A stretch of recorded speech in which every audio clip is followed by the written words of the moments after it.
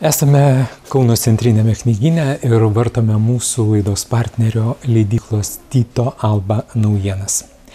Gydytoja, žurnalistė ir rašytoja Filomena Taunytė sukaupusi didelę gyvenimišką ir profesinę patirtį, teigia mačiusi kur kas daugiau gerų žmonių nei blogų ir yra įsitikinusi, jog geriau gyventi su liga nei mirti nuo jos gydymo.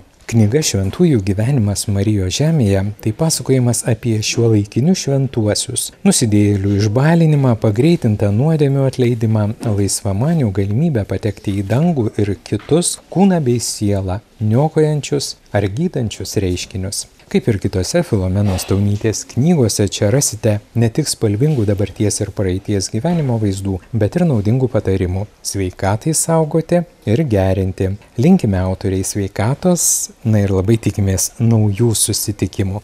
Mat skaityti Filomenos Taunytės knygas yra neabejotinas malonumas ir didelė nauda.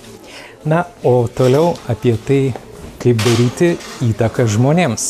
Džeimso Borgo knyga Įtikinimo menas skiriama siekiantiems pagerinti savo gyvenimo kokybę. Ne žmonėms sugebantiems įtikinti asmeninėme ir profesinėme gyvenime sekasi geriau. Visa laimė, kad įtikinimo meno galima išmokti. To išmokyti jūs ir yra šios knygos tikslas.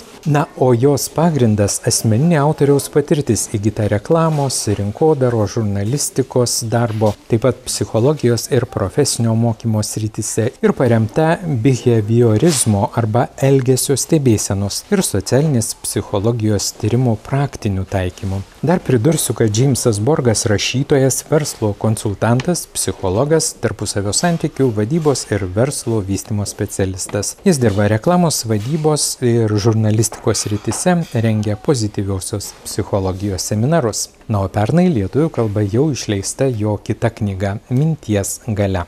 Taigi tiek apie naujas knygas šį kartą, o mes tęsiame laidą.